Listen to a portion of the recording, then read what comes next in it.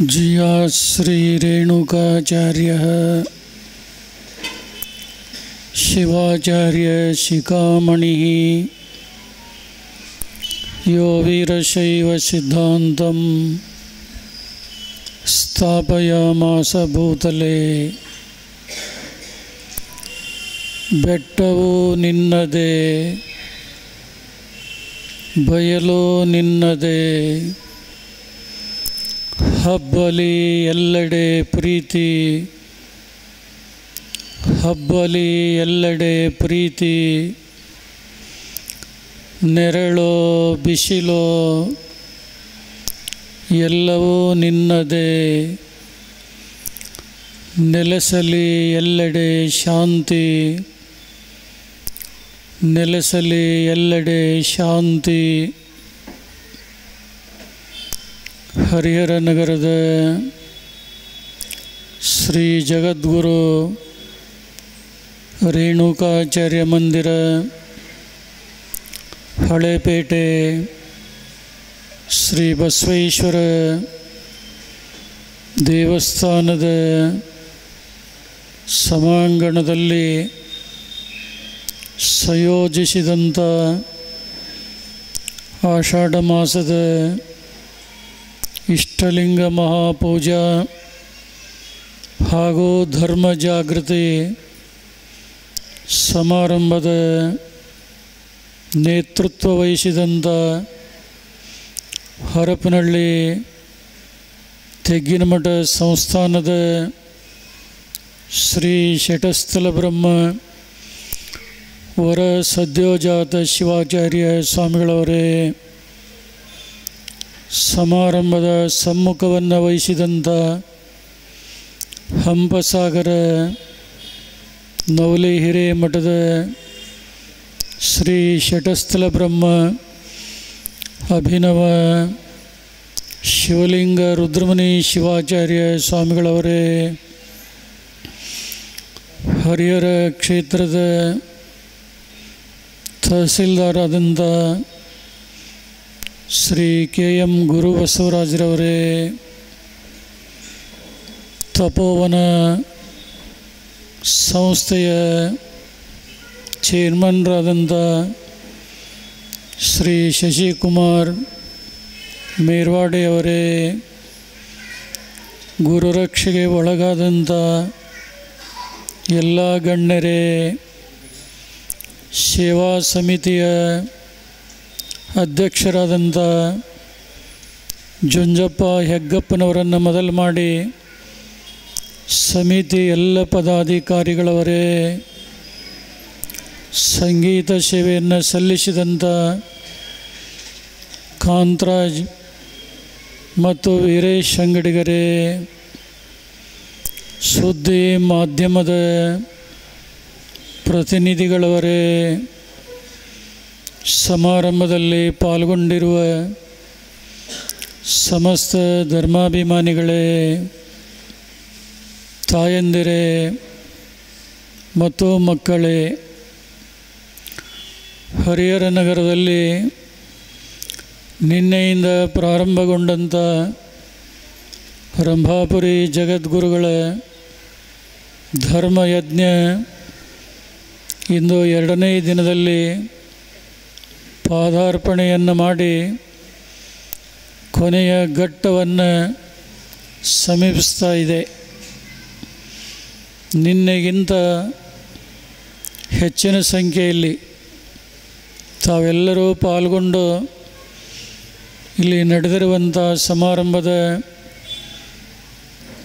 ವಿಚಾರಗಳನ್ನು ತಿಳಿದು ಪಾವನ ಪುನೀತರಾಗಿದ್ದೀರಿ. ಇವತ್ತಿನ 2ನೇ ದಿನದ ಸಂದರ್ಭದಲ್ಲಿ ಅನಿರೀಕ್ಷಿತವಾಗಿ ಆದರೂ ಭಾಳ ವಿಶೇಷವಾದಂಥ ವಿಚಾರಧಾರೆಗಳನ್ನು ದಾವಣಗೆರೆ ನಗರದ ಕುಮಾರಿ ಭ್ರಮರಾಂಬಿಕಾ ಮತ್ತು ಚಿತ್ರದುರ್ಗದಿಂದ ಆಗಮಿಸಿದಂಥ ಟಿ ಜಗನ್ನಾಥ್ ತಮ್ಮ ಒಡಲ ನುಡಿಗಳನ್ನು ನಿಮ್ಮೆಲ್ಲರ ಜೊತೆಗೆ ಹಂಚಿಕೊಂಡಿದ್ದಾರೆ. ಕಾರ್ಯಕ್ರಮದ ಪ್ರಾರಂಭದಲ್ಲಿನೇ ಹರಿಹರ ಕ್ಷೇತ್ರದ ಶಾಸಕರಾದಂಥ BP ಹರೀಶ್ ಅವರಿಗೆ ಧರ್ಮ ಸೇವಾ ವಿಭೂಷಣ ಅನ್ನುವಂಥ ಪ್ರಶಸ್ತಿಯನ್ನು ಕೊಟ್ಟು ಸಮಿತಿಯವರು ಜಗದ್ಗುರುಗಳಿಂದ ಆಶೀರ್ವಾದವನ್ನು ಮಾಡಿಸಿದರು. ಕಾರಣ ಏನು ಅಂದರೆ, ಕಳೆದ ವರ್ಷ ಈ ಸಭಾಂಗಣದ ಮೇಲ್ಭಾಗ ಸೀಟ್ ಕಾಣ್ತಾ ಇದ್ದು ಶಾಸಕರಿಗೆ ಮನವರಿಕೆಯನ್ನು ಮಾಡಿದಾಗ ಇದನ್ನು ಸುಂದರ ವಿನ್ಯಾಸದಿಂದ ಫಾಲ್ ಸೀಲಿಂಗ್ ಮಾಡಿ ಪೂರ್ಣಗೊಳಿಸಿದ್ದಾರೆ. ಹೀಗಾಗಿ ಸೇವಾ ಸಮಿತಿಯವರು ಅವರ ಸೇವೆಯನ್ನು ಪರಿಗಣಿಸಿ ಅವರಿಗೆ ಒಂದು ವಿಶೇಷವಾದಂಥ ಬಿರುದನ್ನು ಕೊಟ್ಟು ಆಶೀರ್ವಾದ ಮಾಡಿದ್ದನ್ನು ತಾವೆಲ್ಲ ಕಂಡಿದ್ದೀರಿ. ಸೇವಾ ಸಮಿತಿಯವರು ಜಗದ್ಗುರುಗಳಲ್ಲಿ ಒಂದು ಕೊರತೆಯನ್ನು ನಿವೇದಿಸಿಕೊಂಡರು. ಈ ಭಾಗದಲ್ಲಿ ಸಣ್ಣ ಪುಟ್ಟ ಧರ್ಮ ಕಾರ್ಯಗಳು, ಸಾಮಾಜಿಕ ಕಾರ್ಯಗಳು ನಡೀತಾ ಇದ್ದಾವೆ. ಆದರೆ ಬಂದಂಥ ಭಕ್ತಾದಿಗಳು ಕುಳಿತು ಊಟ ಮಾಡಲಿಕ್ಕೆ ಟೇಬಲ್ ಮತ್ತು ಚೇರು ಇಲ್ಲ ಅನ್ನುವಂಥ ಮಾತು ಹೇಳಿದರು. ಬಹುಶಃ ಅದನ್ನು ಪರಿಗಣಿಸಿ ನಾವು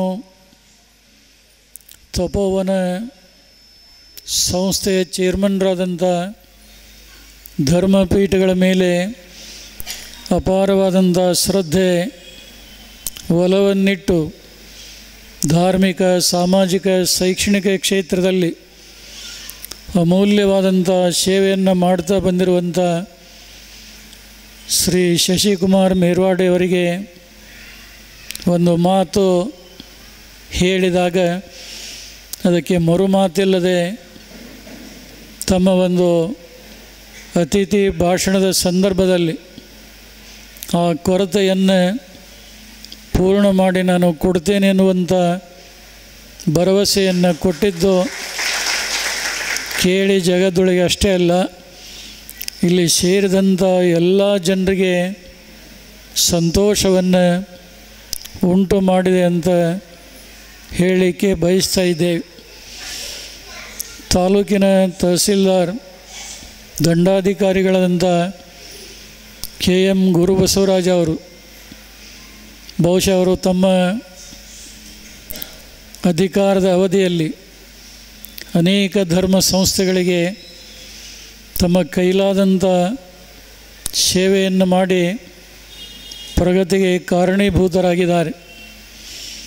ಆದರೆ ಗುರುಪೀಠ ಪರಂಪರೆಯ ಮಠಗಳು ಇವತ್ತಿನವರೆಗೆ ಇಂಥ ಅನೇಕ ಗಣ್ಯರಿಂದ ಯಾವುದೇ ರೀತಿಯಾದಂಥ ಸಹಾಯ ಸಹಕಾರವನ್ನು ಪಡ್ಕೊಂಡಿಲ್ಲ. ಬಹುಶಃ ಅವರಾಗಲೇ ಬಂದು ಕೇಳಿದಾಗ ಮಾತ್ರ ನಾವು ಅದಕ್ಕೆ ಒಪ್ಪಿಗೆಯನ್ನು ಕೊಡ್ತೇವೆ ಹೊರತು ಯಾರಿಗೆ ಆಗ್ರಹ ಮಾಡಿ ಯಾರಿಂದ ಏನಾದರೂ ಪಡಿಬೇಕನ್ನುವಂಥ ಅಪೇಕ್ಷೆ ನಮ್ಮದಲ್ಲ. ತಹಸೀಲ್ದಾರ್ ಗುರುಬಸವರಾಜರವರು ಕೂಡ ಹೇಳಿದ್ದಾರೆ, ಪೀಠದ ಏನಾದರೂ ಅಂಥ ಕಾರ್ಯಗಳು ಇದ್ದಾಗ ನಾನು ಕೂಡ ಸೇವೆಯನ್ನು ಮಾಡಲಿಕ್ಕೆ ಮುಂದಾಗ್ತೇನೆ ಅನ್ನುವಂಥ ಮಾತು ಜಗದೊಳವರಿಗೆ ಸಂತೋಷವನ್ನು ಉಂಟು ಮಾಡಿದೆ. ನಮ್ಮ ಹರಪನಹಳ್ಳಿ ಸಂಸ್ಥಾನ ತೆಗ್ಗಿನ ಮಠದ ವರಸದ್ಯೋಜಾತ ಶಿವಾಚಾರ್ಯ ಸ್ವಾಮಿಗಳು ಸುದೀರ್ಘವಾಗಿ ವಯಸ್ಸು ಚಿಕ್ಕದಾದರೂ ಅವರು ಪಡೆದಂಥ ಅನುಭವ, ಓದಿದಂಥ ಅಧ್ಯಯನದಿಂದ ಜನಸಾಮಾನ್ಯರಿಗೆ ಏನು ಬೇಕಾಗಿದೆ ಅವೆಲ್ಲ ವಿಚಾರಗಳನ್ನು ನಿಮ್ಮೆಲ್ಲರ ಜೊತೆಗೆ ಹಂಚಿಕೊಂಡಿದ್ದಾರೆ. ಜಗದ್ದೊಳವರು ಹೆಚ್ಚು ಹೇಳುವಂಥ ಪ್ರಮೇಯ ಇಲ್ಲ. ಆದರೂ ಈ ಜವಾಬ್ದಾರಿಯ ಸ್ಥಾನದಿಂದ ಕೆಲವು ವಿಚಾರಗಳನ್ನು ಹೇಳಲಿಕ್ಕೆ ಬಯಸ್ತಾ ಇದ್ದೇವೆ. ಇವತ್ತು ಪ್ರತಿಯೊಬ್ಬ ಮನುಷ್ಯನಿಗೆ ಭೌತಿಕವಾದಂಥ ಜೀವನದಲ್ಲಿ ಏನೆಲ್ಲ ಸಂಪನ್ಮೂಲ ಸಂಪತ್ತು ಇರಬಹುದು, ಆದರೆ ಆ ಎಲ್ಲ ಸಂಪತ್ತುಗಳಿಗಿಂತ ಮನುಷ್ಯನಿಗೆ ಮಾನಸಿಕವಾದಂಥ ಶಾಂತಿ ಅನ್ನುವಂಥದ್ದು ಬಹಳ ಮುಖ್ಯ. ಎಲ್ಲಿವರೆಗೆ ನಾವು ಶಾಂತಿಗಾಗಿ ಪ್ರಾಮಾಣಿಕ ಪ್ರಯತ್ನವನ್ನು ಮಾಡೋದಿಲ್ಲವೋ, ಎಲ್ಲಿವರೆಗೆ ಜನರ ಮನಸ್ಸಿನಲ್ಲಿರುವಂಥ ಶೋಷಿಕ ಮನೋಭಾವನೆಗಳು ದೂರ ಆಗೋದಿಲ್ಲವೋ, ಅಲ್ಲಿವರೆಗೆ ಶಾಂತಿ ಅನ್ನುವಂಥ ಮಾತು ಹೇಳೋದು ಭಾಳ ಕಷ್ಟದ ಕೆಲಸ. ಇವತ್ತು ಎಲ್ಲ ಜನರಿಗೆ ಹಿಂದಿನ ನಮ್ಮ ಹಿರಿಯರಿಗಿಂತ ಹೆಚ್ಚು ಸಂಪನ್ಮೂಲ ಪಡೆದು ಬಾಳ್ತಾ ಇದ್ದಾರೆ. ಆದರೆ ಅಷ್ಟೆಲ್ಲ ಇದ್ದರೂ ಕೂಡ ಮನುಷ್ಯ ನೆಮ್ಮದಿಯಿಂದ ಬದುಕಲಿಕ್ಕೆ ಸಾಧ್ಯವಾಗ್ತಾ ಇಲ್ಲ. ಇವತ್ತು ಮನುಷ್ಯ ಯಂತ್ರದಂತೆ ಕೆಲಸ ಮಾಡ್ತಾನೆ, ಆದರೆ ಅದಕ್ಕೆ ತಕ್ಕಂಥ ಮನಸ್ಸಿನ ಶಾಂತಿ ಕಾಣ್ತಾ ಇಲ್ಲ. ಅಂಥ ಶಾಂತಿ ಸಮಾಧಾನ ಧರ್ಮದ ಪರಿಪಾಲನೆಯಿಂದ, ಆಧ್ಯಾತ್ಮದ ಸಾಧನೆಯಿಂದ ಅದು ನಮಗೆ ಪ್ರಾಪ್ತವಾಗ್ತಾ ಇದೆ ಹೊರತು ಬೇರೆ ಯಾವುದರಿಂದಲೂ ಕೂಡ ಇಲ್ಲ. ಹರಪನಹಳ್ಳಿ ಶ್ರೀಗಳವರು ಜಗದ್ಗುರು ರೇಣುಕಾಚಾರ್ಯರು ಬೋಧಿಸಿದಂಥ ಧರ್ಮದ ದಶಸೂತ್ರಗಳನ್ನು ಉಲ್ಲೇಖ ಮಾಡಿದರು. ಇವತ್ತು ಜಗತ್ತಿನಲ್ಲಿರುವಂಥ ಒಂದೊಂದು ಧರ್ಮ ನಾವು ನೋಡಿದರೆ ಒಂದೊಂದು ತತ್ವಗಳನ್ನು ಇಟ್ಟುಕೊಂಡು ಭಾಳಷ್ಟು ಪ್ರಖ್ಯಾತಿಯನ್ನು ಪಡೆದಿವೆ. ಆದರೆ ವೀರಶೈವ ಧರ್ಮ ಎಲ್ಲ ಧರ್ಮಗಳಲ್ಲಿ ಇರುವಂಥ ವಿಶೇಷತೆ ಏನಿದೆ, ಈ ಒಂದು ವೀರಶೈವ ಧರ್ಮದಲ್ಲಿ ಅವೆಲ್ಲ ಸಮಗ್ರತೆಯನ್ನು ನಾವು ಕಾಣಲಿಕ್ಕೆ ಸಾಧ್ಯ ಇದೆ.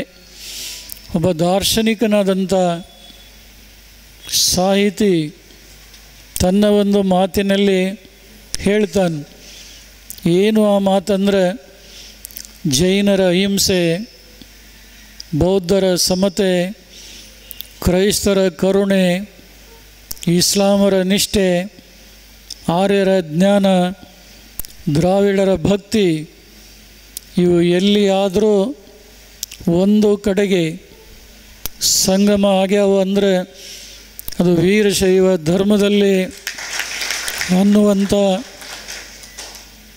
ಮಾತನ್ನು ಅವರು ಸ್ಪಷ್ಟಪಡಿಸ್ತಾ ಇದ್ದಾರೆ. ಇವತ್ತು ಜೈನ ಮತ್ತು ಬೌದ್ಧ ಧರ್ಮಗಳು ಅಹಿಂಸೆ ಒಂದನ್ನೇ ಇಟ್ಕೊಂಡು ಎಷ್ಟು ಪ್ರಖ್ಯಾತಿಯನ್ನು ಪಡೆದಿದ್ದನ್ನು ನಾವು ಕಾಣ್ತೇವೆ.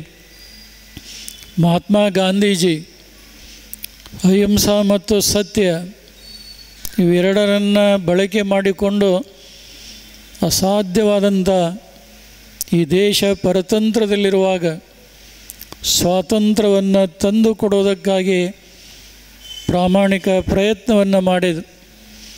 ನೀವು ಗಾಂಧೀಜಿಯವರನ್ನು ನೋಡಿದರೆ ದಷ್ಟಪುಷ್ಟ ವ್ಯಕ್ತಿ ಏನೂ ಅಲ್ಲ, ಒಬ್ಬ ಸಾದಾ ಸೀದಾ ಮನುಷ್ಯ. ಕೈಯಲ್ಲಿ ಒಂದು ಕೋಲು, ಉಟ್ಟಂಥ ಒಂದು ಪಂಚೆ, ಹೊದ್ದಂಥ ಒಂದು ಶಲ್ಲೆ. ಇಂಥ ಒಬ್ಬ ಗಾಂಧೀಜಿ ಅಂಥ ಒಂದು ಅದ್ಭುತ ಶಕ್ತಿ ಯಾವುದರಿಂದ ಬಂತು ಅಂದರೆ ಅಹಿಂಸಾ ಮತ್ತು ಸತ್ಯದ ಪರಿಪಾಲನೆಯಿಂದ ಅನ್ನೋದನ್ನು ನಾವು ಮರೆಯುವಂತಿಲ್ಲ. ಅಂಥ ಮಹಾತ್ಮ ಗಾಂಧೀಜಿ ತಮ್ಮ ಜೀವನದ ದಿನಚರಿಯಲ್ಲಿ ದೇವರ ಬಗ್ಗೆ ಒಂದು ಆದರ್ಶ ಮಾತನ್ನು ಅವರು ಬರೆದು ಇಟ್ಟಿದ್ದಾರೆ. ಅದಕ್ಕೆ ನಾವು ಬೆಲೆಯನ್ನು ಕಟ್ಟಲಿಕ್ಕೆ ಸಾಧ್ಯವಾಗೋದಿಲ್ಲ. ಅವರು ಹೇಳ್ತಾ ಇದ್ದಾರೆ, ನನ್ನ ಕಣ್ಣು ಕಿತ್ತರೆ ಬದುಕುವೆ, ಕಿವಿ ಕೊಯ್ದರೆ ಬದುಕುವೆ, ದೇಹದ ಅಂಗ ಅವಯವಗಳನ್ನು ಊನ ಮಾಡಿದರೆ ಬದುಕಬಲ್ಲೆ, ಆದರೆ ದೇವರಲ್ಲಿರುವ ನನ್ನ ಭಾವನೆಯನ್ನು ನಾಶಗೊಳಿಸಿದರೆ ಮಾತ್ರ ನಾನು ಬದುಕಿ ಉಳಿಯಲಾರೆ ಅನ್ನುವಂಥ ಮಾತನ್ನು ಒಬ್ಬ ರಾಜಕೀಯ ಮುತ್ಸದ್ದಿ ಗಾಂಧೀಜಿಯವರು ಹೇಳಿದ್ದಾರೆ. ಇನ್ನು ಆಚಾರ್ಯರು, ಶರಣರು, ಸಂತರು ದೇವರ ಬಗ್ಗೆ ಎಷ್ಟು ಹೇಳ್ಬೋದು ಅನ್ನುವುದನ್ನು ನಾವೆಲ್ಲ ತಿಳ್ಕೊಳ್ಳುವಂಥ ಅವಶ್ಯಕತೆ ಇದೆ. ದೇವರು ನಮ್ಮ ಕಣ್ಣಿಗೆ ಕಾಣೋದಿಲ್ಲ, ಆದರೆ ದೇವರ ಅಸ್ತಿತ್ವ ಕ್ಷಣ ಕ್ಷಣಕ್ಕೆ ನಮಗೆ ಕಂಡು ಬರ್ತಾ ಇದೆ. ನಾವು ನಿಂತಂಥ ನೆಲ ಆಗಲಿ, ಕುಡಿಯುವಂಥ ನೀರಾಗಲಿ, ತಿನ್ನುವಂಥ ಅನ್ನ ಆಗಲಿ, ಉಸಿರಾಡಿಸುವಂಥ ಗಾಳಿ ಆಗಲಿ, ಇವೆಲ್ಲ ದೇವರು ಕೊಟ್ಟಂಥ ಅಮೂಲ್ಯ ಕೊಡುಗೆ. ಅದಕ್ಕಾಗಿ ನಾವೇನೂ ಕೊಡಬೇಕಾಗಿಲ್ಲ.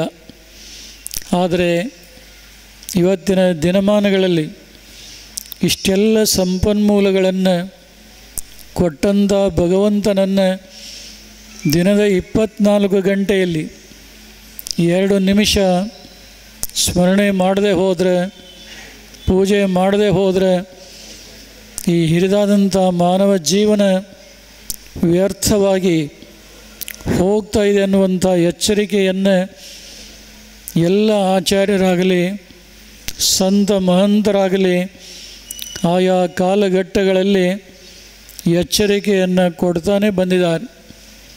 ಆದರೂ ಜನ ಒಂದು ಕಿವಿಯಿಂದ ಕೇಳಿ ಇನ್ನೊಂದು ಕಿವಿಯಿಂದ ಮರೆಯುವಂಥ ಜನ ಜಾಸ್ತಿ. ಇದನ್ನು ಕಂಡಂಥ ಒಬ್ಬ ದಾರ್ಶನಿಕ ಸಾಹಿತಿ ತನ್ನ ಒಂದು ಮಾತಿನಲ್ಲಿ ಸೆರೆ ಹಿಡಿದಿದ್ದಾನೆ. ಏನು ಅಂದರೆ, ಬುದ್ಧ ತಾ ಬಂದರು, ಗೊಮ್ಮಟ ನಿಂದರು, ಆಚಾರ್ಯರು ಎಂದರು, ಗಾಂಧೀಜಿಯನ್ನು ಕೊಂದರು, ಉತ್ತಿಷ್ಠದ ಜಾಗೃತ ಎಂದೆಲ್ಲ ಕೂಗಿದರು, ಆದರೂ ಎಚ್ಚರಾಗದೆಯ ನಿದ್ದೆ ಶವನಿದ್ದೆ, ನೀನೆಲ್ಲಿದ್ದೆ ಅನ್ನುವಂಥ ಮಾತನ್ನು ಮನೋಜ್ಞವಾಗಿ ನಿರೂಪಿಸ್ತಾ ಇದ್ದಾರೆ. ಬುದ್ಧ ಈ ನಾಡಿಗೆ ಬಂದು ಹೋದ. ಬುದ್ಧ ಸಾಮಾನ್ಯ ವ್ಯಕ್ತಿಯಲ್ಲ, ಒಂದು ರಾಜ್ಯದ ಯುವರಾಜಕುಮಾರ. ಆದರೆ ಆ ಯುವರಾಜಕುಮಾರ ಅರಮನೆಯಲ್ಲಿ ಸಂಪತ್ತಿನ ಒಂದು ಜೀವನವನ್ನು ನಡೆಸ್ಬೋದಾಗಿತ್ತು. ಆದರೆ ಒಂದು ದಿನ ಬುದ್ಧ ತನ್ನ ಅರಮನೆಯಿಂದ ಹೊರಗೆ ಹೋದಂಥ ಸಂದರ್ಭದಲ್ಲಿ ಒಬ್ಬ ವಯಸ್ಸಾದಂಥ ವ್ಯಕ್ತಿಯನ್ನು ಕಂಡ. ಸ್ವಲ್ಪ ಮುಂದೆ ಹೋಗಿ ನೋಡಿದರೆ ರೋಗದಿಂದ ಬಳಲುವಂಥ ಒಬ್ಬ ವ್ಯಕ್ತಿಯನ್ನು ನೋಡಿದ.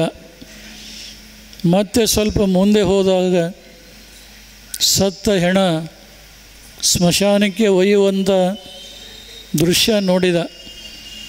ನೋಡಿ ಅವನಿಗೆ ಭಾಳ ಕೇಡನ್ನಿಸ್ತು. ಈ ಜೀವನದಲ್ಲಿ ಏನೂ ಇಲ್ಲ ಅಂತ ತಿಳ್ಕೊಂಡು ಅರಮನೆಗೆ ಹೋದ. ಕೈ ಹಿಡಿದಂಥ ಹೆಂಡತಿ ಯಶೋಧರೆ, ಒಡ ಹುಟ್ಟಿದಂಥ ಮಗ ರಾಹುಲ, ಇವರನ್ನು ಬಿಟ್ಟು ಕಾಡಿಗೆ ತಪಸ್ಸಿಗಾಗಿ ಹೋದ. ಎಷ್ಟೋ ವರ್ಷ ತಪಸ್ಸು ಮಾಡಿದ. ತಪಸ್ಸು ಫಲ ಕಾಣಲಿಲ್ಲ, ಸಿದ್ಧಿ ಆಗಲಿಲ್ಲ.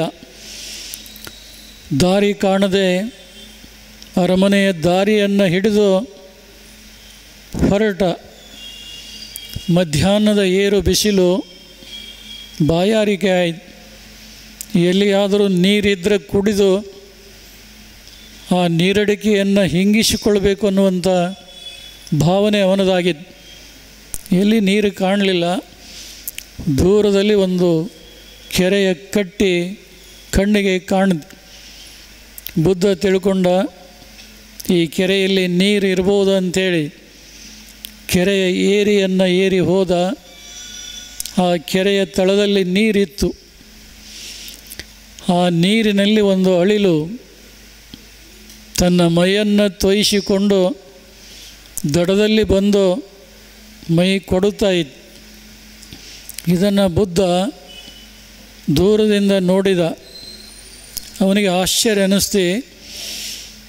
ಆ ಅಳಿಲಿನ ಹತ್ತಿರ ಹೋಗಿ ಕೇಳಿದ, ಎಲೆ ಪುಟ್ಟ ಅಳಿಲೆ, ನೀನು ಏನು ಮಾಡ್ತಾ ಇದ್ದೀಯಾ?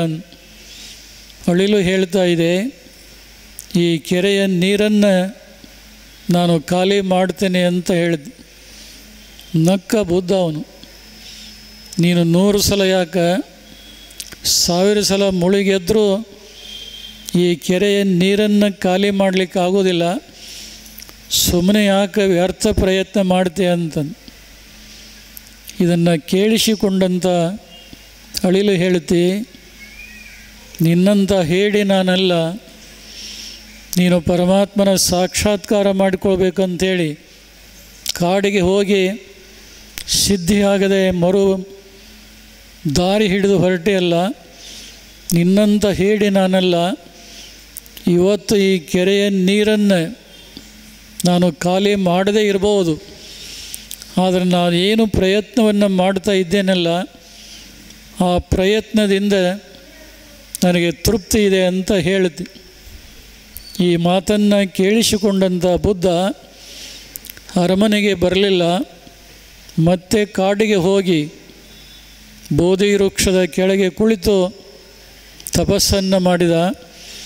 ಆವಾಗ ಸಾಕ್ಷಾತ್ಕಾರವಾಯಿತು. ಆಗ ಸಾಕ್ಷಾತ್ಕಾರವಾದ ನಂತರ ಅವನು ಹೇಳಿದ್ದು, ಆಸೆ ದುಃಖಕ್ಕೆ ಮೂಲ. ಆದರೆ ಬುದ್ಧ ಹೇಳಿದಂಥ ಆಸೆನೇ ದುಃಖಕ್ಕೆ ಮೂಲ ಅಂತ ಏನು ಹೇಳಿದರು, ಆದರೆ ಅಂಥ ಆಸೆಯನ್ನು ತೊರೆದವರು ಎಷ್ಟು ಜನ. ಆದರೆ ಬುದ್ಧ ಹೇಳಿದಂಥ ಮಾತನ್ನು ಕೂಡ ಜನ ಮರೆತು ಮಲಗಿರುವುದನ್ನು ನಾವು ಕಾಣ್ತೇವೆ. ಗೊಮ್ಮಟೇಶ್ವರ ಶ್ರವಣ ಬೆಳಗೊಳದಲ್ಲಿ ದಿಗಂಬರಧಾರಿಯಾಗಿ ನಿಂತುಕೊಂಡಿದ್ದಾನೆ. ಅವನು ಕೂಡ ಒಂದು ರಾಜ್ಯದ ಯುವರಾಜಕುಮಾರ. ರಾಜ್ಯದ ಸಿಂಹಾಸನಕ್ಕಾಗಿ ಅಣ್ಣನಾದಂಥ ಭರತನೊಂದಿಗೆ ಹೋರಾಟ ನಡೀತು. ಆ ಹೋರಾಟದಲ್ಲಿ ಗೊಮ್ಮಟೇಶ್ವರನಿಗೆ ಜಯ ಆಯಿತು. ಆದರೆ ಗೊಮ್ಮಟೇಶ್ವರ ಅಂದ, ಯುದ್ಧ ಮಾಡಿ ಹೋರಾಟ ಮಾಡಿದಂಥ ಈ ರಾಜ್ಯದ ಸಿಂಹಾಸನ ನನಗೆ ಬೇಕಾಗಿಲ್ಲ ಅಂಥೇಳಿ ತ್ಯಾಗ ಮಾಡಿದ. ಅಂಥ ತ್ಯಾಗ ಮಾಡಿದಂಥ ಆ ಮಹಾವೀರನ ಒಂದು ತ್ಯಾಗ ಮನೋಭಾವ ಎಷ್ಟು ಜನ ತಿಳ್ಕೊಂಡ್ರು. ಅವನು ಹೇಳಿದಂಥ ಮಾತು ಕೂಡ ಜನರು ಮರೆತು ಮಲಗಿರುವುದನ್ನು ಕಾಣ್ತೇವೆ. ಮತ್ತು ಆಚಾರ್ಯರು ಎಂದರು. ಆಚಾರ್ಯರು ಅಂದರೆ ಗುರು ಅಂತ ಅರ್ಥ. ಯಾರಿಗೆ ಆಚಾರ್ಯರು ಅಂತ ಕರೀಬೇಕು ಅನ್ನೋದನ್ನು ಜಗದ್ಗುರು ರೇಣುಕಾಚಾರ್ಯರು ಧರ್ಮ ಸಿದ್ಧಾಂತದಲ್ಲಿ ಸ್ಪಷ್ಟಪಡಿಸಿದ್ದಾರೆ. ಆಚಿನೋತಿ ಶಾಸ್ತ್ರಾನಾಚಾರ್ಯ ಸ್ಥಾಪಯತ್ಯಪಿ ಸ್ವಯಂ ಆಚರತೆ ಯಸ್ತು ಸ ಆಚಾರ್ಯ ಇತಿ ಸ್ಮೃತಃ. ಯಾರು ಕಠಿಣತರವಾದಂಥ ವೇದ ಆಗಮಗಳನ್ನು ತಿಳ್ಕೊಂಡಿದ್ದನ್ನು ಅರಗಿಸಿಕೊಂಡದ್ದನ್ನು ಆಚರಣೆಯಲ್ಲಿ ತಂದು ಯಾರು ನಡೀತಾರಲ್ಲ ಅಂಥವರಿಗೆ ಆಚಾರ್ಯ ಅನ್ನುವಂಥ ಪದ ಸಮಂಜಸ ಅನ್ನುವಂಥ ಮಾತನ್ನು ಹೇಳ್ತಾರೆ. ಆದರೆ ಅಂಥ ಎಷ್ಟೋ ಆಚಾರ್ಯರು ಕಾಲದಲ್ಲಿ ಬಂದು ತಮ್ಮ ಸಂದೇಶಗಳನ್ನು ಕೊಟ್ಟು ಎಚ್ಚರಿಕೆಯನ್ನು ಕೊಟ್ಟರೂ ಕೂಡ ಜನ ಅಜ್ಞಾನದಲ್ಲಿ ಮಲಗಿರುವುದನ್ನು ನಾವೆಲ್ಲ ಕಾಣ್ತಾ ಇದ್ದೇವೆ. ಗಾಂಧೀಜಿಯನ್ನು ಕೊಂದರು. ಉಪಕಾರ ಮಾಡಿದವರಿಗೆ ಮನುಷ್ಯ ಪ್ರತ್ಯುಪಕಾರ ಮಾಡಬೇಕು.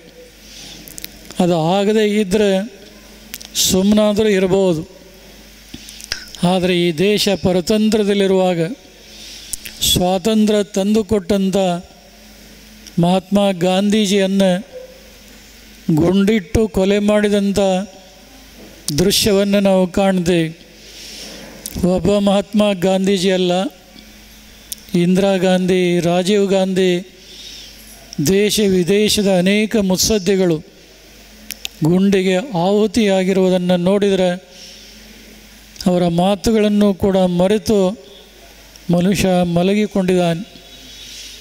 ಇನ್ನು ಈ ಭಾರತೀಯ ಉತ್ಕೃಷ್ಟ ಸಂಸ್ಕೃತಿಯನ್ನು ಮೊಟ್ಟ ಮೊದಲಿಗೆ ವಿದೇಶದಲ್ಲಿ ಹೋಗಿ ಪ್ರಸಾರಪಡಿಸಿ ಬಂದಂಥ ಸ್ವಾಮಿ ವಿವೇಕಾನಂದರು ಕಠೋಪನಿಷತ್ ಏನು ಹೇಳ್ತಾ ಇದೆ, ಉತ್ತಿಷ್ಠತ ಜಾಗ್ರತ ಪ್ರಾಪ್ಯ ವರಾನ್ ನಿಬೋಧತಃ ಅನ್ನುವಂಥ ಮಾತನ್ನು ಏನು ಹೇಳ್ತಾ ಇಲ್ಲ, ಆ ಮಾತನ್ನು ಅವನು ಈ ದೇಶದಲ್ಲಿ ಅಷ್ಟೇ ಅಲ್ಲ ಹೊರದೇಶದಲ್ಲಿ ಹೋಗಿ ಪ್ರಸಾರಪಡಿಸಿ ಬಂದರು.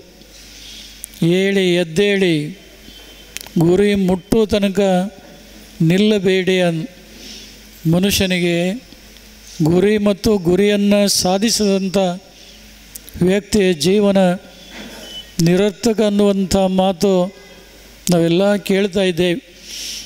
ಅದಕ್ಕಾಗಿ ಮನುಷ್ಯ ಧರ್ಮದ ಆದರ್ಶ ಸೂತ್ರಗಳನ್ನು ಜಗದ್ಗುರು ರೇಣುಕಾಚಾರ್ಯ ಏನು ಬೋಧನೆಯನ್ನು ಮಾಡಿದರು ಆ ಎಲ್ಲ ಅಂಶಗಳು ಮಾನವ ಜೀವನದ ವಿಕಾಸಕ್ಕೆ ಭದ್ರವಾದಂಥ ತಳಹದಿ ಅನ್ನೋದನ್ನು ಮರೆಯುವಂತಿಲ್ಲ. ಈ ಸಮಾರಂಭದಲ್ಲಿ ಮಲೇಬೆನ್ನೂರಿನ ಶ್ರೀ ವೀರಭದ್ರೇಶ್ವರ ದೇವಸ್ಥಾನದ ಮುಖ್ಯಸ್ಥರಾದಂಥ ಬೆನಕೊಂಡಿ ಚಿದಾನಂದಪ್ಪನವರು ಸ್ವಲ್ಪ ತಡವಾಗಿ ಆದರೂ ಈ ಸಮಾರಂಭಕ್ಕೆ ಆಗಮಿಸಿದ್ದಾರೆ. ನಿಮ್ಮೆಲ್ಲರ ಪರವಾಗಿ ಸೇವಾ ಸಮಿತಿಯವರ ಪರವಾಗಿ ಅವರಿಗೆ ಸ್ವಾಗತವನ್ನು ಬಯಸಿ ಶುಭವನ್ನು ಈ ಸಂದರ್ಭದಲ್ಲಿ ಹಾರೈಸ್ತಾ ಇದ್ದೇವೆ. ಇದೇ ಮಾತುಗಳನ್ನು ಮಹಾತ್ಮ ಗಾಂಧೀಜಿ ತಮ್ಮ ಜೀವನದ ದಿನಚರಿಯಲ್ಲಿ ಹೇಳ್ತಾರೆ. ಶೀಲವಿಲ್ಲದ ಶಿಕ್ಷಣ, ತ್ಯಾಗವಿಲ್ಲದ ಪೂಜೆ, ನೀತಿವಿಹೀನ ವಾಣಿಜ್ಯ, ತತ್ವರಹಿತ ರಾಜಕೀಯ, ದುಡಿಮೆ ಇಲ್ಲದ ಸಂಪತ್ತು, ಆತ್ಮಶಾಂತಿ ಇಲ್ಲದ ಭೋಗ, ಮಾನವತಾ ಶೂನ್ಯ ವಿಜ್ಞಾನ, ಇವುಗಳಿಲ್ಲದ ವ್ಯಕ್ತಿ ಜೀವನ ನಿರರ್ಥಕ ಅನ್ನುವಂಥ ಎಚ್ಚರಿಕೆಯನ್ನು ಕೊಟ್ಟಿರುವುದನ್ನು ನಾವೆಲ್ಲ ಕಾಣ್ತಾ ಇದ್ದೇವೆ. ಒಬ್ಬ ಸುಭಾಷಿತಕಾರ ಹೇಳ್ತಾನೆ, ಅಜರಾಮರವತ್ ಪ್ರಾಜ್ಞ ವಿದ್ಯಾಮರ್ಥಂಚ ಸಾಧಯೇತ್ ಗೃಹೀತ ಇವ ಕೇಶೇಶು ಮೃತ್ಯುನಾ ಧರ್ಮಮಾಚರಿತನ್. ಮನುಷ್ಯ ವಿದ್ಯೆಯನ್ನು ಗಳಿಸುವಾಗ, ಸಂಪತ್ತನ್ನು ಗಳಿಸುವಾಗ ಈ ಭೂಮಿಯ ಮೇಲೆ ಬಹಳ ವರ್ಷ ನಾವು ಬದುಕ್ತೇವೆ ಅನ್ನುವಂಥ ನಂಬಿಕೆ ಇರಬೇಕಂತ. ಹಾಗೇನಾದರೂ ಇಲ್ಲದೇ ಇದ್ದರೆ ಬಾಲ್ಯದಲ್ಲಿ ವಿದ್ಯೆಯನ್ನಾಗಲಿ ತಾರುಣ್ಯದಲ್ಲಿ ಸಂಪತ್ತನ್ನಾಗಲಿ ಗಳಿಸಲಿಕ್ಕೆ ಸಾಧ್ಯವಾಗೋದಿಲ್ಲ. ವಿದ್ಯೆ ಮತ್ತು ಸಂಪತ್ತು ಗಳಿಸುವಾಗ ಬಹಳ ವರ್ಷ ನಾವು ಬದುಕ್ತೇವೆ ಅನ್ನುವಂಥ ನಂಬಿಕೆ ಎಲ್ಲರಲ್ಲಿ ಇರಬೇಕಂತ. ಅದೇ ಇನ್ನೊಂದು ವಿಚಾರ ಬಂದಾಗ, ಧರ್ಮದ ವಿಚಾರ ಬಂದಾಗ, ಯಾವ ಗಳಿಗೆಯಲ್ಲಿ ಮೃತ್ಯು ದೇವತೆ ನಮ್ಮೆಲ್ಲರ ಜೊಟ್ಟನ್ನು ಹಿಡಿದು ಎಳೆದು ಒಯ್ತಾಳೋ ಹೇಳಲಿಕ್ಕೆ ಬರೋದಿಲ್ಲ ಅನ್ನುವಂಥ ಭೀತಿಯನ್ನು ಮನುಷ್ಯ ಇಟ್ಟುಕೊಂಡು ಧರ್ಮಾಚರಣೆಯನ್ನು ಮಾಡಿಕೊಂಡು ಬರಬೇಕು ಅನ್ನುವಂಥ ಮಾತುಗಳನ್ನು ಪೂರ್ವಜರು ಹೇಳ್ತಾ ಇದ್ದಾರೆ. ಆದರೆ ಇವತ್ತು ಎಷ್ಟೋ ಜನ ಧರ್ಮದಿಂದ ವಿಮುಖರಾಗಿ ಆದರ್ಶ ಚಿಂತನೆಗಳಿಂದ ದೂರಾಗಿ ತಮ್ಮ ಬದುಕನ್ನು ತಾವೇ ಅಧಪತನದ ಕಡೆಗೆ ಕೊಂಡೊಯ್ಯುವಂಥ ಅನೇಕ ಸಂದರ್ಭಗಳನ್ನು ಕಾಣ್ತೇವೆ. ಇವತ್ತು ಮನುಷ್ಯನಿಗೆ ಶಿಕ್ಷಣವಷ್ಟೇ ಗುರಿಯಲ್ಲ, ಆ ಶಿಕ್ಷಣದ ಜೊತೆಗೆ ಒಂದು ಸಂಸ್ಕಾರಯುಕ್ತವಾದಂಥ ಶಿಕ್ಷಣವೂ ಕೂಡ ಮನುಷ್ಯನಿಗೆ ದೊರೆತದ್ದಾದರೆ ಅವನ ಜೀವನ ಉಜ್ವಲವಾಗುವುದರಲ್ಲಿ ಯಾವುದೇ ಸಂದೇಹ ಇಲ್ಲ. ಇವತ್ತು ಜಗದ್ಗುರು ರೇಣುಕಾದಿ ಪಂಚಾಚಾರ್ಯರು ಬೋಧಿಸಿದಂಥ ತತ್ವ ಸಿದ್ಧಾಂತಗಳಾಗಲಿ, 12ನೇ ಶತಮಾನದ ಶರಣರು ಹೇಳಿದಂಥ ಸಾಮಾಜಿಕ ಕಳಕಳಿಯ ವಿಚಾರಧಾರೆಗಳಾಗಲಿ, ಅವೆರಡೂ ಕೂಡ ಮಾನವ ಜೀವನಕ್ಕೆ ಒಂದು ವಿಕಾಸಕ್ಕೆ, ಉಜ್ವಲ ಭವಿಷ್ಯಕ್ಕೆ ಕಾರಣ ಆಗಿವೆ ಅನ್ನೋದನ್ನು ಯಾರೂ ಕೂಡ ಮರೆಯಬಾರದು ಅನ್ನುವಂಥ ಮಾತನ್ನು ಈ ಸಂದರ್ಭದಲ್ಲಿ ಪ್ರಸ್ತಾಪಿಸಿ, ಇವತ್ತು ಈ ಸಮಾರಂಭದಲ್ಲಿ ನಮ್ಮ ಶಶಿಕುಮಾರ್ ಮೆಹರ್ವಾಡಿಯವರು ಏನು ಈ ಸಮುದಾಯ ಭವನದಲ್ಲಿ ಬಂದಂಥ ಭಕ್ತರಿಗೆ ಏನು ಊಟದ ಟೇಬಲ್ ಮತ್ತು ಚೇರು ದೊರಕಿಸಿ ಕೊಡೋದರ ಮೂಲಕ ಒಂದು ಧರ್ಮ ಕಾರ್ಯಕ್ಕೆ ಏನು ಒಂದು ಉತ್ತೇಜನ ಕೊಟ್ಟಿದ್ದಾರೆ, ಅದು ಎಲ್ಲರೂ ಕೂಡ ಮರೆಯುವಂಥದ್ದಲ್ಲ. ಬಹುಶಃ ಅವರು ಶ್ರಮದ ಜೀವನ ಅವರದು. ಇಷ್ಟು ಒಂದು ಎತ್ತರ ಮಟ್ಟಕ್ಕೆ ಅವರು ಬೆಳೀತಾರೋ ಅಂದರೆ ಧರ್ಮದಲ್ಲಿರುವಂಥ ಶ್ರದ್ಧೆ, ಗುರುಪೀಠಗಳಲ್ಲಿ ಇಟ್ಟಿರುವಂಥ ಒಂದು ಅಭಿಮಾನ, ಮೇಲಾಗಿ ಕರ್ತವ್ಯವೇ ದೇವರಂತ ತಿಳಿದು ತಮ್ಮನ್ನು ತಾವು ಕರ್ತವ್ಯದಲ್ಲಿ ತೊಡಗಿಸಿಕೊಂಡು ಇಷ್ಟೆಲ್ಲ ಉಜ್ವಲ ಸಂಸ್ಥೆಯನ್ನು ಕಟ್ಟಿ ಈ ಭಾಗದ ಜನರಿಗೆ ಚಿರಪರಿಚಿತರಾಗಿದ್ದಾರೆ. ಬಹುಶಃ ಅವರ ತಪೋವನಕ್ಕೆ ಒಂದು ಸಲನೋ ಅಥವಾ 2 ಸಲ ನಾವು ಹೋಗಿದ್ದೇವೆ. ಆದರೆ ಅವರು ಈ ಭಾಗದಲ್ಲಿ ಬಂದಾಗ ವಿಶ್ರಾಂತಿಗಾದರೂ ಒಂದೊಂದು ದಿನ ನೀವು ಬಂದು ಹೋದರೆ ಒಳ್ಳೆಯದು ಅಂತ ಭಾಳ ಸಲ ಹೇಳ್ತಾರೆ. ಆದರೆ ನಮಗದನ್ನು ನಡೆಸಿಕೊಡಲಿಕ್ಕೆ ಸಾಧ್ಯ ಆಗಿಲ್ಲ. ಕುಮಾರಿ ಭ್ರಮರಾಂಬಿಕಾ ಹೇಳಿದಂತೆ ಎಲ್ಲೆಲ್ಲಿ ಸುತ್ತಾಟ ನಾವು ಮಾಡ್ತೇವೆ ಅನ್ನೋದು ನಮ್ಮ ಪ್ರವಾಸ ಪಟ್ಟಿಯಿಂದ ಸೂಕ್ಷ್ಮವಾಗಿ ತಿಳ್ಕೊಂಡವರಿಗೆ ಗೊತ್ತಾಗ್ತಾಯಿದೆ. ಗಿನ್ನಿಸ್ ದಾಖಲೆ ಆಗ್ತಾಯಿದೆ ಅಂತ ಹರಪನಹಳ್ಳಿ ಶ್ರೀಗಳು ಹೇಳಿದರು. ಆದರೆ ಅಂಥ ಯಾವ ಹುಚ್ಚು ಹವ್ಯಾಸ ಇಲ್ಲದೆ ಆರೋಗ್ಯಪೂರ್ಣ ಸಮಾಜ ಕಟ್ಟಬೇಕು, ಜನರಿಗೆ ಸಂಸ್ಕಾರ ಕೊಡಬೇಕು. ಇವತ್ತು ಜಾತಿ ಹೆಸರಿನಿಂದ ಜನರು ಏನು ಛಿದ್ರಗೊಳ್ತಾ ಇದ್ದಾರೆ, ಅದು ಆಗಬಾರ್ದು. ಜಾತಿಗಿಂತ ಧರ್ಮ, ನಮ್ಮ ಸಂಸ್ಕೃತಿ ಭಾಳ ಉದಾತ್ತವಾದದ್ದು. ಅವುಗಳನ್ನು ಉಳಿಸಿ ಬೆಳೆಸಬೇಕನ್ನುವಂಥ ಒಂದೇ ಒಂದು ಕಾರಣದಿಂದ ಪರಿಶ್ರಮಪಟ್ಟು ಓಡಾಡಬೇಕಾಗಿದೆ. ಆದರೂ 69ರಲ್ಲಿ ನಾವು ನಡೀತಾ ಇದ್ದೇವೆ. ಆದರೆ ಇನ್ನು ಮುಂದಾದರೂ ಸ್ವಲ್ಪ ಕಾರ್ಯಕ್ರಮಗಳನ್ನು ಕಮ್ಮಿ ಮಾಡಿ ಅಂಥ ತಪೋವನದಲ್ಲಿ 1-2 ದಿನಗಳ ಕಾಲ ಇದ್ದರೆ ಆರೋಗ್ಯಕ್ಕೆ ಬಹಳಷ್ಟು ಉತ್ತಮವಾದೀತು ಅನ್ನುವಂಥ ಭಾವನೆ ನಮಗೂ ಕೂಡ ಇದೆ. ಮುಂದಿನ ದಿನಗಳಲ್ಲಿ ಅವಕಾಶವನ್ನು ಖಂಡಿತವಾಗಿ ಕಲ್ಪಿಸಿಕೊಳ್ತೇವೆ ಅನ್ನುವಂಥ ಭರವಸೆಯನ್ನು ಕೊಡ್ತೇವೆ. ನಾವೇ ಹೋಗ್ಬೇಕಂದ್ರೆ ಭಾಳ ಕಷ್ಟ. ನಮ್ಮ ಹರಪನಹಳ್ಳಿ ಸ್ವಾಮಿಗಳಾಗಲಿ, ನಮ್ಮ ಹಂಸಾಗರ ಶ್ರೀಗಳಾಗಲಿ ಗಂಟು ಬಿದ್ದು ಏನಾದರೂ ಡೈರಿಯಲ್ಲಿ ತಾರೀಖು ಗೊತ್ತು ಹಾಕಿದರೆ ಮಾತ್ರ ಹೋಗಿ ಅಲ್ಲಿ ವಿಶ್ರಾಂತಿ ಪಡೀಲಿಕ್ಕೆ ಸಾಧ್ಯವಾದೀತು. ಮುಂದೆ ಆ ದಿನಗಳನ್ನು ನಾವು ಎದುರು ನೋಡ್ತಾ ಇದ್ದೇವೆ ಅನ್ನುವಂಥ ಮಾತನ್ನು ಈ ಸಂದರ್ಭದಲ್ಲಿ ಹೇಳಿ, ನಮ್ಮ ತಹಸೀಲ್ದಾರ್ ಗುರುಬಸವರಾಜರವರು ನಾವು ಹೇಳೋದೇನೂ ಇಲ್ಲ. ಬಾಳೆಹೊನ್ನೂರು ಧರ್ಮಪೀಠದಲ್ಲಿ 51 ಅಡಿ ಜಗದ್ಗುರು ರೇಣುಕಾಚಾರ್ಯರ ಶಿಲಾಮಂಗಲಮೂರ್ತಿಯ ಕಾರ್ಯ ಸಮರೋಪಾದಿಯಲ್ಲಿ ನಡೀತಾ ಇದೆ. ಬಹುಶಃ ಅದು 12 ಕೋಟಿ ರೂಪಾಯಿ ಯೋಜನೆ. BS ಯಡಿಯೂರಪ್ಪನವರು ಮುಖ್ಯಮಂತ್ರಿ ಇದ್ದಾಗ 5 ಕೋಟಿ ಅನುದಾನವನ್ನು ಕೊಟ್ಟಿದ್ದರು. ತದನಂತರದಲ್ಲಿ ಬಂದಂಥ ಬಸವರಾಜ ಬುದ್ಧ 28 ಅಡಿ ಅಗಲಿರುವಂಥ ಅಖಂಡ ಶಿಲೆ, ಅದರ ಸಾಗಾಣಿಕೆ 100 ಚಕ್ರದ ಲಾರಿ ಡಬಲ್ ಇಂಜಿನ್ ಕೊಟ್ಟು ತರಬೇಕು. ಅದರಲ್ಲಿಯೂ ಕೂಡ ಬಾಳೆಹೊನ್ನೂರು ಅಂದರೆ ಮಲೆನಾಡಿನ ಪ್ರಾಂತ, ಚಿಕ್ಕ ರಸ್ತೆ, ಭಾಳ ತಿರುವುಗಳು, ಅವೆಲ್ಲವುಗಳನ್ನು ಸರಿ ಮಾಡಿಕೊಂಡು ತರೋದಂದರೆ ಅದೊಂದು ದೊಡ್ಡ ಭಗೀರಥ ಪ್ರಯತ್ನವೇ. ಬಹುಶಃ ಕಲ್ಲು ಬಂದರೆ ಮೂರ್ತಿ ರೆಡಿ ಆದಂತನೇ. ಅದಕ್ಕಂಥ ಮಹತ್ ಕಾರ್ಯಕ್ಕೆ ಈಗಾಗಲೇ ಹಲವಾರು ಜನರು ತಮ್ಮ ಸಹಾಯ ಸಹಕಾರವನ್ನು ಕೊಟ್ಟಿದ್ದಾರೆ.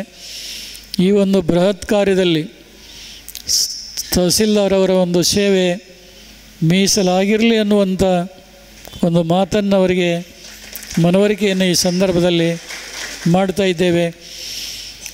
ನಮ್ಮ ಮಲೆಬೆನ್ನೂರು ಚಿದಾನಂದಪ್ಪನವರು ಶ್ರೀ ವೀರಭದ್ರೇಶ್ವರ ದೇವಸ್ಥಾನ ಕಟ್ಟಿ ಕಲ್ಲಿನ ಕೆಲಸದಲ್ಲಿ ಅವರಿಗೆ ಬಹಳ ಅನುಭವ ಇದೆ.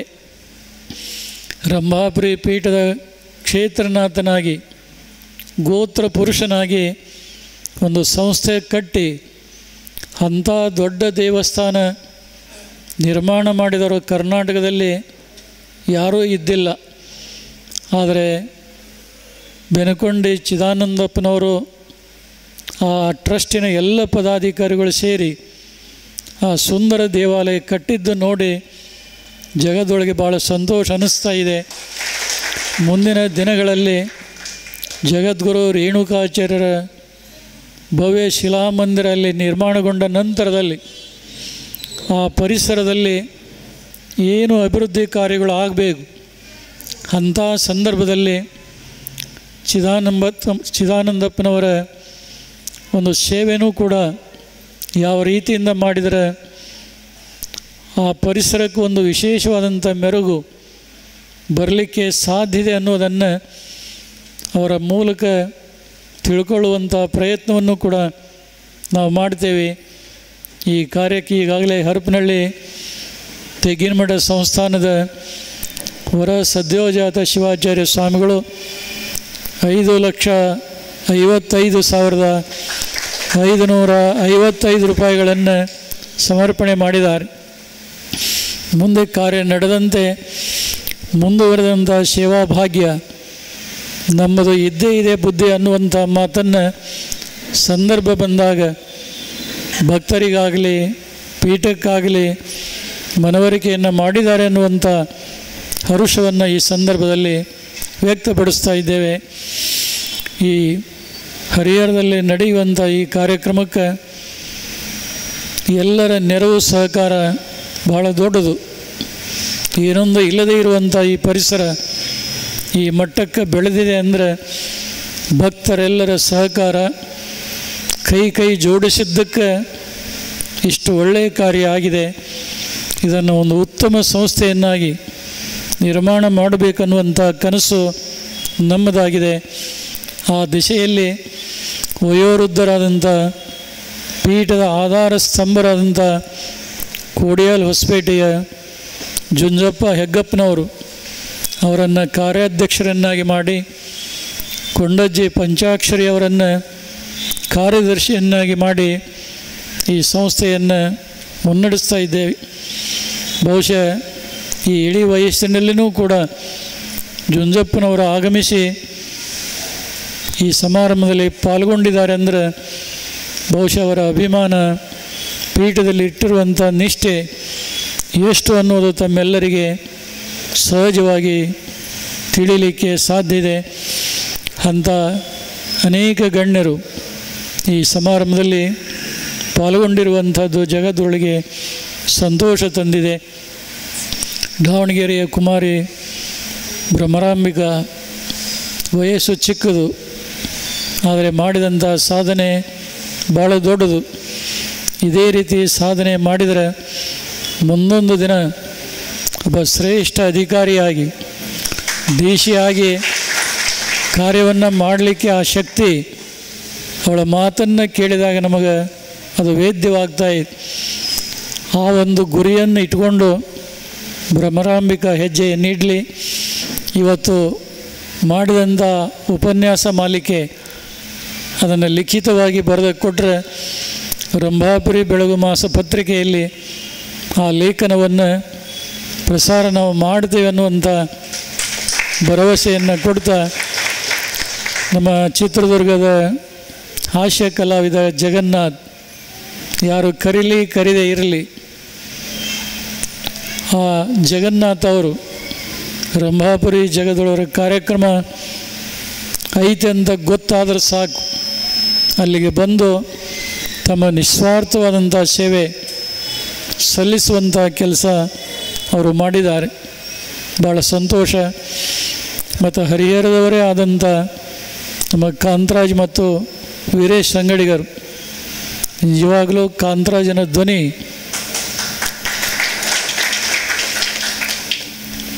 ಭಾಳ ಕಂಠದಂತೆ ಸುಮಧುರವಾದಂಥ ಕಂಠ, ಮಾಧುರ್ಯವುಳ್ಳಂಥ ಕಂಠ. ಆಚಾರ್ಯರ ಗೀತೆಗಳನ್ನು ಹೇಳೋರು ಭಾಳ ಕಮ್ಮಿ. ಆದರೆ ಅವರ ತಂದೆ ನಮ್ಮ ಕುಂಬಾರ ಕರ್ಬಸಪ್ಪ ಅವರ ಒಂದು ಸಾಧನೆ ಮತ್ತು ಮಾರ್ಗದರ್ಶನದಲ್ಲಿ ಬೆಳೆದಂಥ ಕಾಂತರಾಜ್ ಆಚಾರ್ಯರ ಗೀತೆಗಳನ್ನು ಭಾಳ ಸುಮಧುರವಾಗಿ ಹೇಳ್ತಾ ಇದ್ದಾರೆ. ಮುಂದೊಂದು ದಿನ ಜಗದ್ಗುರು ರೇಣುಕಾಚಾರ್ಯರ ರಂಭಾಪುರಿ ಪೀಠದ ಗೀತೆಗಳನ್ನು ಒಂದು ಕಡೆ ತಂದು ಅವುಗಳನ್ನು ಧ್ವನಿ ಸುರುಳಿ ಮಾಡಲಿಕ್ಕೆ ಧ್ವನಿ ಕೊಡೋದಾದರೆ ಖಂಡಿತವಾಗಿ ಧ್ವನಿ ಸುರುಳಿಯನ್ನು ನಾವು ಮಾಡಿಸ್ತೇವೆ ಅನ್ನುವಂಥ ಭರವಸೆಯನ್ನು ಈ ಸಂದರ್ಭದಲ್ಲಿ ಹೇಳಲಿಕ್ಕೆ ಇಚ್ಛಾಪಡ್ತಾ ಇದ್ದೇವೆ. ಇವತ್ತು ಈ ಸಮಾರಂಭದಲ್ಲಿ ವಸಂತ್ ಕುಮಾರಿಯವರು ಬಂದಂಥ ಎಲ್ಲರನ್ನ ಅಭಿಮಾನದಿಂದ ಸ್ವಾಗತ ಮಾಡಿದ್ದಾರೆ. ಮತ್ತು ಇವತ್ತಿನ ಸಮಾರಂಭವನ್ನು ಪ್ರತಿ ವರ್ಷವೂ ಕೂಡ ಒಂದು ದಿನ ಗುರು ಬಸವರಾಜರವರು ತಮ್ಮ ಸಾಹಿತ್ಯದ ಸೊಬಗಿನೊಂದಿಗೆ ನಿರೂಪಣೆ ಮಾಡಿದ್ದನ್ನು ತಾವೆಲ್ಲ ಕಂಡಿದ್ದೀರಿ. ಅವರ ಜೊತೆಗೆ ಸಹೋದರಿ ಡಾಕ್ಟರ್ ಶ್ವೇತಾ ಈಶ್ವರ್ ಅವರು ಹೋದ ವರ್ಷವೂ ಕೂಡ ಅವರು ಮಾಡಿದರು. ಈ ಸಲವೂ ಕೂಡ ಅವರು 2ನೇ ದಿನದ ಸಮಾರಂಭದ ನಿರೂಪಣೆಯನ್ನು ಮಾಡಿ ಸಂತೋಷ ತಂದಿದ್ದಾರೆ. ಮನುಷ್ಯ ಪ್ರಯತ್ನ ಮಾಡ್ತಾ ಹೋದರೆ ಅಸಾಧ್ಯ ಅನ್ನುವಂಥದ್ದು ಯಾವುದೂ ಇಲ್ಲ ಅನ್ನೋದಕ್ಕೆ ಇವರೆಲ್ಲರ ಜೀವನವೇ ಒಂದು ನಿದರ್ಶನ ಅನ್ನುವಂಥ ಮಾತು ಹೇಳಬೇಕಾಗ್ತಾ ಇದೆ. ನಾಳೆನೂ ಕೂಡ ಕೊನೆಯ ದಿನದ ಸಮಾರಂಭ. ನಾಳೆ ದಿನ ಹಂಪಸಾಗರ ನವಲಿ ಹಿರೇಮಠದ ಶಿವಲಿಂಗ ರುದ್ರಮುನಿ ಶಿವಾಚಾರ್ಯರ ನೇತೃತ್ವ ಮತ್ತು ಉಪದೇಶ ಇತ್ತು. ಒಂದು ದಿನ ನಿಮ್ಮನ್ನು ಪರೀಕ್ಷೆ ಮಾಡೋಣ ಅಂಥೇಳಿ ಒಂದು ದಿನ ಮೊದಲನೇ 2ನೇ ದಿನದ ಸಮಾರಂಭದಲ್ಲಿ ಅವರು ಪಾಲ್ಗೊಂಡಿದ್ದಾರೆ. ನೀವು ಎಷ್ಟು ಜನ ಸೇರ್ತೀರಿ, ಎಷ್ಟು ಆಸಕ್ತಿ ಇದೆ, ಹೇಗೆ ಕೇಳ್ತೀರಿ ಅನ್ನೋದನ್ನು ನೋಡೋದಕ್ಕಾಗಿಯೇ ಇವತ್ತು 2ನೇ ದಿನ ಸಮಾರಂಭದಲ್ಲಿ ಪಾಲ್ಗೊಂಡು ಅವರು ಕೂಡ ಸಂತೋಷವನ್ನು ಪಟ್ಟಿದ್ದಾರೆ ಅನ್ನುವಂಥ ಹರುಷವನ್ನು ವ್ಯಕ್ತಪಡಿಸಿ ಅನೇಕ ಸೇವಾದಾನಿಗಳಿಗೆ ನಮ್ಮ ಗುತ್ತೂರಿನ ಮಲ್ಲಜ್ಜರು ವಿರೂಪಾಕ್ಷಪ್ಪನವರಾಗಲಿ ಮತ್ತು ಗಜಾಪುರ ಮಠದ ವೀರಯ್ಯನವರಾಗಲಿ, ಪಟೇಲ್ರಾಗಲಿ, ವೀರೇಶ್ ಅವರಾಗಲಿ, ಇನ್ನೂ ಅನೇಕ ಗಣ್ಯರು ಸೇವಾ ಮಾಡಿದ್ದಾರೆ. ಲಿಂಗೈಕ್ಯ ಶ್ರೀಮತಿ ಶಾಂತಕುಮಾರಿ ಮತ್ತು ಲಿಂಗೈಕ್ಯ ಪಂಚಾಕ್ಷರಿಯವರ ಮಕ್ಕಳು ಇವತ್ತು 2ನೇ ದಿನದ ಅನ್ನ ದಾಸೋಹದ ಸೇವೆಯನ್ನು ಸಂಪೂರ್ಣವಾಗಿ ಮಾಡಿ ಆಶೀರ್ವಾದ ಪಡ್ಕೊಂಡಿದ್ದಾರೆ. ಬಹುಶಃ ಪ್ರತಿ ವರ್ಷವೂ ಕೂಡ ಅವರು ಸೇವಾ ಮಾಡಿ ಈ ಧರ್ಮ ಕಾರ್ಯಕ್ಕೆ ನೆರವಾಗ್ತಾ ಇದ್ದಾರೆ. ಅವರಿಗೆ ದೇವರು ಎಲ್ಲ ರೀತಿಯಾದಂಥ ಶ್ರೇಯಸ್ಸನ್ನು ಅನುಗ್ರಹ ಮಾಡಲಿ ಅನ್ನುವಂಥ ಮಾತನ್ನು ಹೇಳಿ ಸಮಾರಂಭದ ಕೊನೆಯ ಹಂತದಲ್ಲಿ ಈ ಸಮಾರಂಭ ಇದೆ. ಆದರೆ ಬಿ ಚಿದಾನಂದಪ್ಪನವರು ತಡವಾಗಿ ಬಂದದ್ದಕ್ಕೆ ಮಾತಾಡಲಿಕ್ಕೆ ಅವಕಾಶ ಇಲ್ಲದಂತಾಯಿತು. ಆಶೀರ್ವಚನದ ನಂತರ ಮಾತು ಇರೋದಿಲ್ಲ. ಆದರೆ ಬಂದಂಥ ಎಲ್ಲ ಜನರಿಗೆ ಒಂದು ವಂದನಾರ್ಪಣೆಯ ಸ್ವರೂಪದಲ್ಲಿ 2 ಮಾತುಗಳನ್ನು ಬಂದಂಥ ತಮ್ಮೆಲ್ಲರಿಗೆ ಕೃತಜ್ಞತಾ ವಂದನಾರ್ಪಣೆ ನುಡಿಯನ್ನು ನುಡಿಯುವುದರ ಮೂಲಕ 2ನೇ ದಿನದ ಸಮಾರಂಭ ಸಂಪನ್ನಗೊಳ್ತಾ ಇದೆ ಅನ್ನುವಂಥ ಮಾತನ್ನು ಪ್ರಸ್ತಾಪಿಸಿ ಈ ಪವಿತ್ರ ಸಮಾರಂಭದಲ್ಲಿ ಪಾಲ್ಗೊಂಡಿರುವಂಥ ತಮ್ಮೆಲ್ಲರಿಗೆ, ವೇದಿಕೆಯ ಮೇಲಿರುವಂಥ ಗಣ್ಯಮಾನ್ಯರಿಗೆ, ಸೇವಾ ಮಾಡಿದಂಥ ಎಲ್ಲ ಸದ್ಭಕ್ತರಿಗೆ, ಪರಮದಯಾಳು ಪಾರ್ವತಿ ಪರಮೇಶ್ವರರು, ಜಗದಾದಿ ಜಗದ್ಗುರು ರೇಣುಕಾದಿ ಪಂಚಾಚಾರ್ಯರು, ಕ್ಷೇತ್ರನಾಥ ವೀರಭದ್ರ ಸ್ವಾಮಿ, ನಿಮ್ಮೆಲ್ಲರ ಕುಲದೈವ, ತಮಗೆಲ್ಲ ಆಯುಷ್ಯ, ಆರೋಗ್ಯ, ಭಾಗ್ಯ, ಸುಖ ಸಂಪತ್ತುಗಳನ್ನು ಅನುಗ್ರಹಿಸಲಿ ಅಂತ ಹೃದಯ ತುಂಬಿ ಹಾರೈಸಿ ಈ ಸಂದೇಶಕ್ಕೆ ವಿರಾಮ ಕೊಡ್ತಾ ಇದ್ದೇವೆ. ಶಿವಂಭೂಯಾತ್. ನಕ್ಷತ್ರ ಟಿವಿ ಲೋಕಲ್ ನ್ಯೂಸ್, ಇದು ನಿಮ್ಮದೇ ಧ್ವನಿ.